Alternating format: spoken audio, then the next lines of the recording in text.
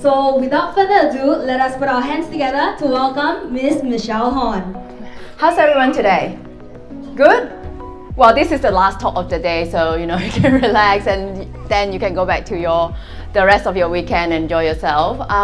Thank you for having me today, Rise and Shine. And I commend all of you today for taking your time out to get to know your children better and learn how to be a better parent. So I think for that, you all deserve a big round of applause. Okay.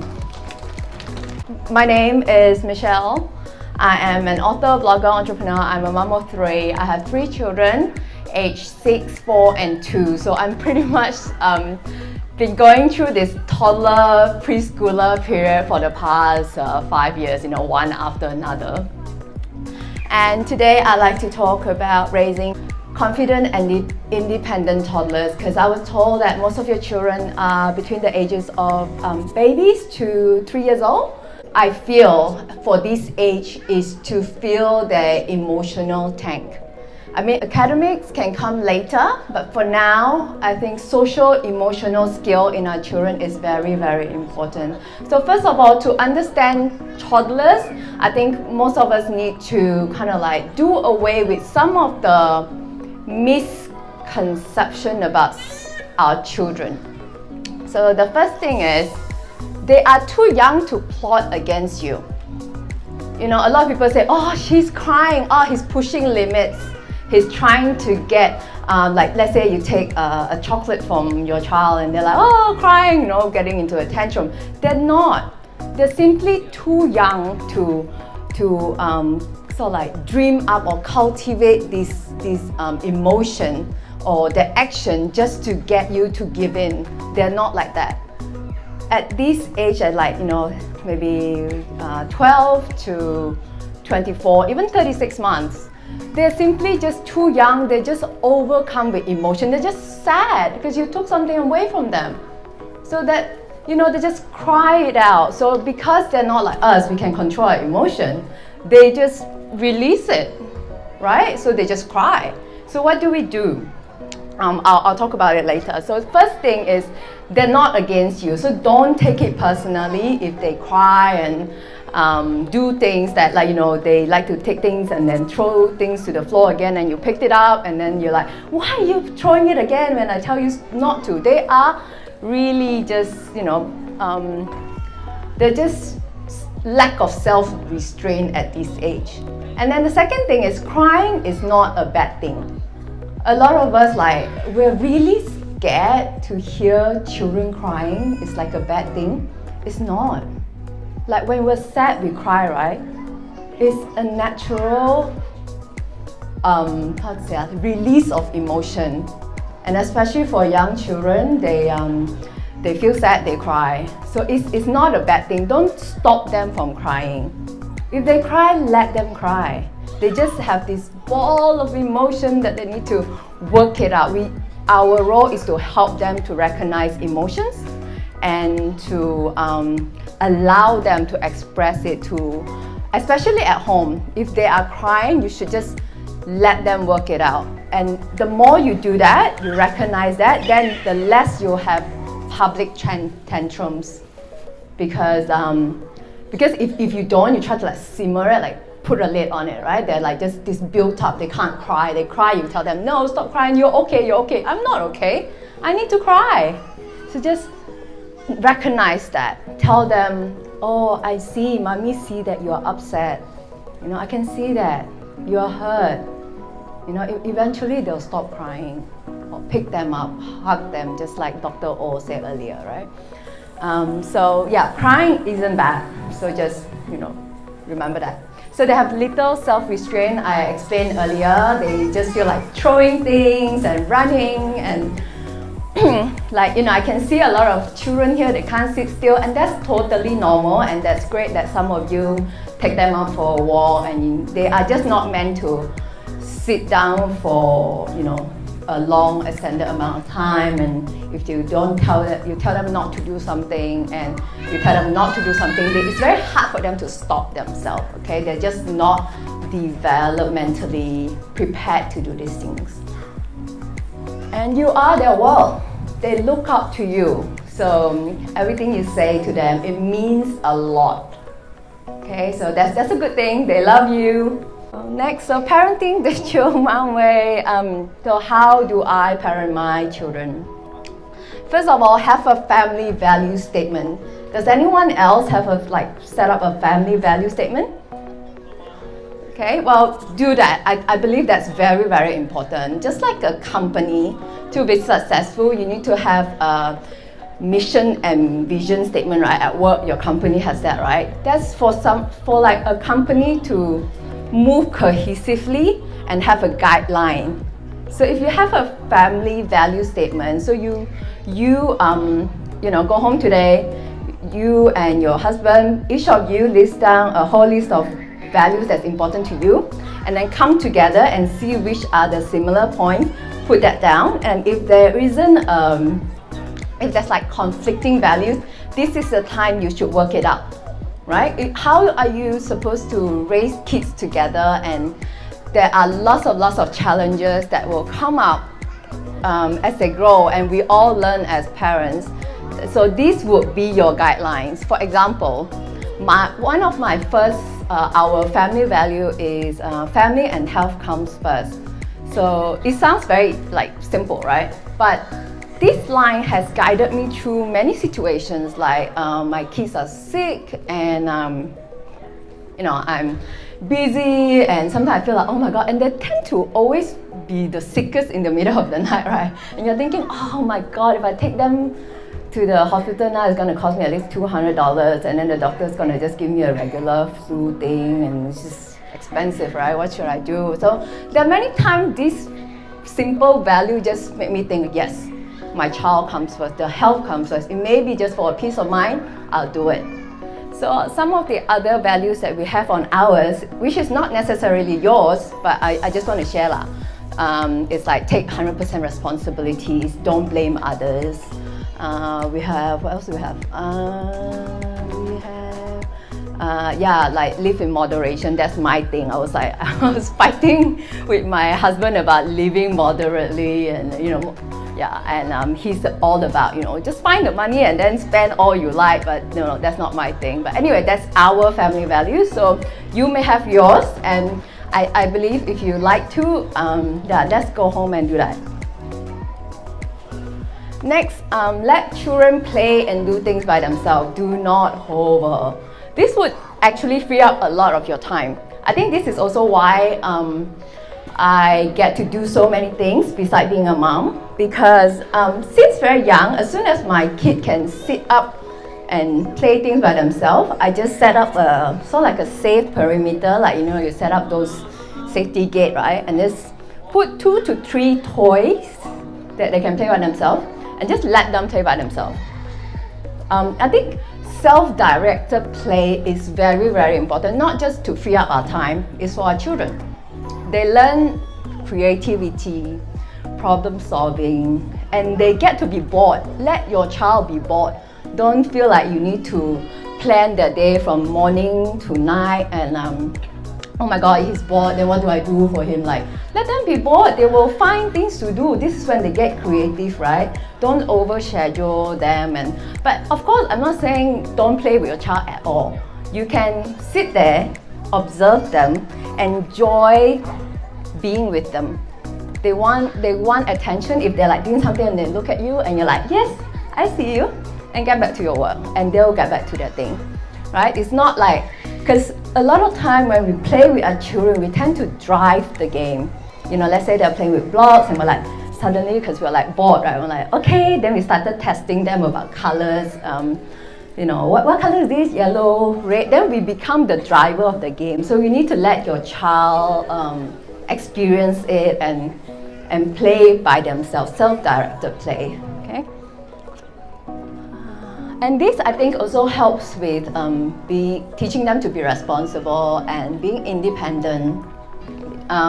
So it also follow on through to how my oldest now, she can do her homework by herself. She come home, she take out the book and she does it, and then she just let me check, okay, put it away. I never ever have to sit down next to her and watch her do her homework. This is teaching responsibility. I mean, yes, we love to not let our children get hurt. We love to put a bubble wrap around them.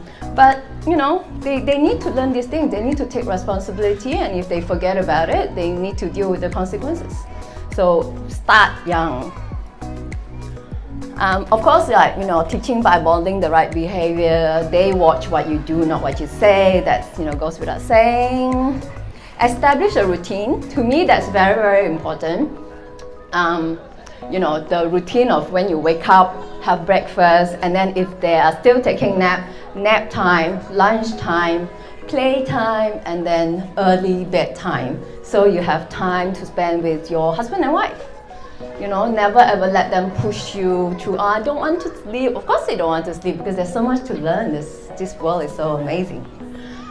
Put them to bed early. So stick to your routine. This will also help when you see kids having breakdowns, when they cry, when you go out and they're like, oh, I don't want this. You know, they're in bad mood sometimes. We wake up in bad mood sometimes. Kids do that too. So having a routine is easier for you to gauge at a certain time if they are breaking down. Is it due to hunger? Is it bedtime, or is it meal time already? Or is it nap time already? So having a routine really helps in finding out what your child is going through if they are having big emotions. Self-control, time out. I don't believe in spanking our kids or punishing them. It's not because I'm like a permissive parent. I'm actually, I say no quite often. But I feel like in order to, I don't spank them. Of course, like if they're like getting themselves in danger, I, you know, just like hit their hand with my hand. So it's equally painful for me. So self-control, time out is more like, let's say my child wakes up and I make them beautiful pancakes, for example, and then they're like, no, I don't want to eat it. You know, they're like, no, I said no. So I'm like, okay, fine, if you don't want to eat it, okay, I'll just leave it right here. If you feel like eating, you come and join us at the table. So that's like, I'm living up to her, but I'm not offering her to eat anything else. I won't go, you don't want pancake, you want to eat cereal? You want bread? I don't want, because once a kid is in a bad mood, you ask them anything, no, no, no. The more you offer them, the bigger the reaction, right? Sometimes you just leave them alone. They don't feel like it at this point. They just want to be quiet by themselves in a corner or play with toys. Just leave them. When they're ready, which they will for sure, they will come and eat that pancake. And yeah, so like, you know, if they are fighting, not sharing, I also do that. Take it away. I'm holding on to this toy because, you know, I got multiple kids, they fight. And if both of you are ready to work it out and both of you ready to share, you can ask it from me. And if you're not, no. Do not solve their argument for them. Let them solve the conflict by themselves. Yes, I know it sounds like, they're so young, how to solve? But they can, you know.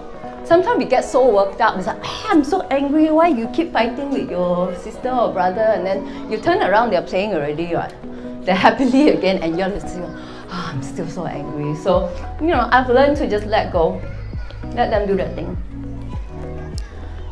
So yeah, these are the first 5 things that I learned as I actually did childcare in Australia. I actually worked in a childcare center in Australia, and these are the 5 things that we were taught to that's the 5 letters, 5 words that we follow. Like, you need to trust your child, and likewise they need to trust you. So if you support them through the difficult moments, like when they cry and they're like stressed and everything, then they'll trust you to do that. And you need to trust them. You need to, like I said, create that safe environment for them to explore, for them to play by themselves. That's how they get to work out their motor skills and things like that. So that's the first thing about trust and respect. You know, respect your child. I believe that discipline at home. Outside, if they are throwing a tantrum, it's okay to pacify. Just pick them up. If they're throwing a tantrum now, for example, pick them up, move to another environment. Very often they are like, where am I again? So new environment, they'll stop.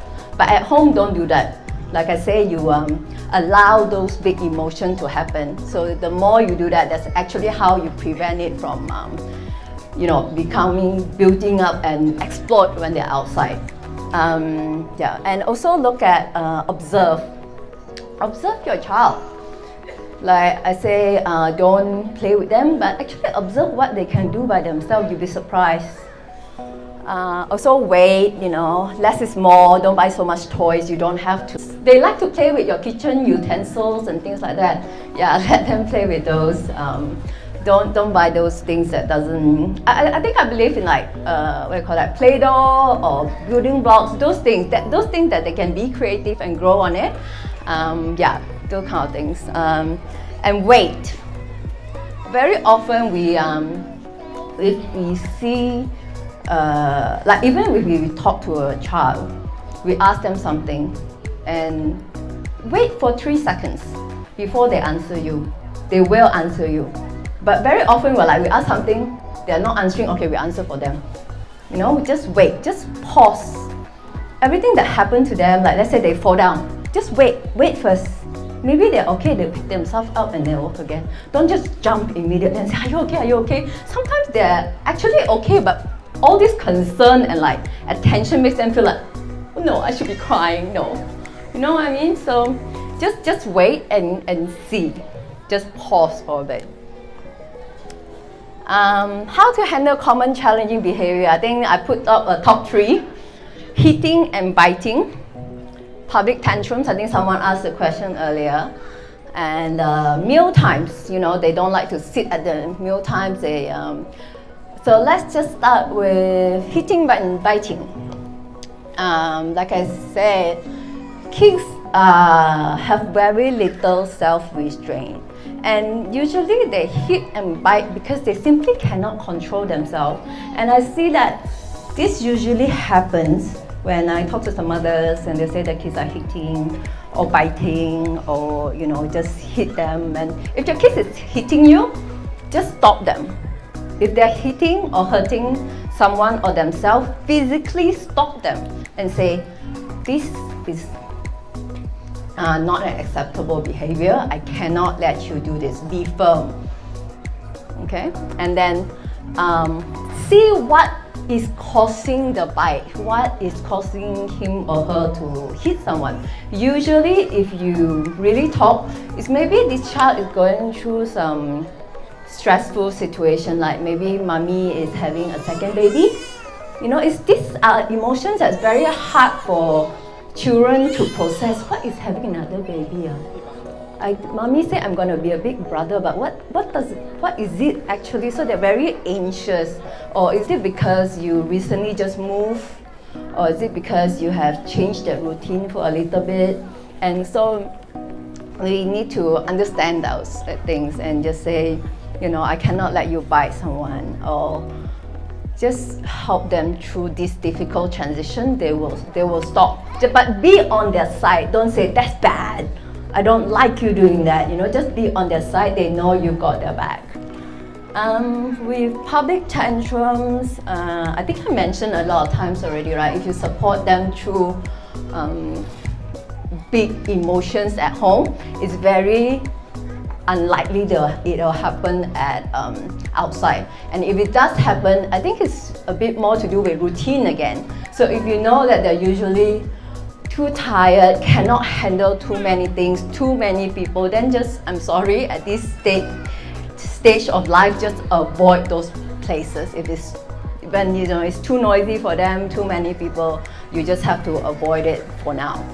And if you know that they're usually quite chirpy in the morning, and you try to go and run errand and want to bring them along, do it in the morning. Have a routine, so you know that it's less likely to have public tantrums if you anticipate how he is feeling throughout the day. And meal times, kids is not at this age. They are not developmentally built to sit through a restaurant meal like us adults. So same thing with flights. So that's why we most fear is like, you know, taking kids on flights. They like, you know, break down and cry because you can't restrain them at this age. They need to move and explore. So I think, okay, flight is another story, but for meal time, you know, try to go earlier before their bedtime, and try not to put them in the chair for too long before the meals arrive. So maybe daddy needs to take the child outside for a walk first while you wait for the food to arrive. Then as soon as the food is there, then you put baby down, then he gets to eat immediately, as if it's something to like have his, you know, hold his attention than being strapped in this chair and cannot move. And there's so much going on in a restaurant. There's like people walking around, there's sound, and there's food that they cannot touch, and you know, it's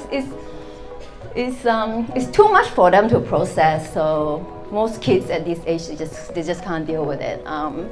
Yeah, so I think that's all I've got. So a little bit of a shameless shout out there. If you want to follow me on Instagram or Facebook, is @theChillMom. I am aiming to share more about sort of like a video series on parenting and how to deal with difficult behaviors. And yeah, so if you'd like to follow me there, that's my handle, and I'm ready to take questions now. Okay, anybody who have got a question for Miss Michelle Horn, just feel free to raise up your hands. Alright, and at the same time, Miss Michelle, actually, the Chill Mom book is actually out, and if you're a first-time mommy looking for ways to be relaxed, confident, or just seeking for some motherhood tips, you can actually go onto her booth. Her table is right beside the AV console, and you can check out her book. Okay, so let us give a round of applause to Miss Michelle.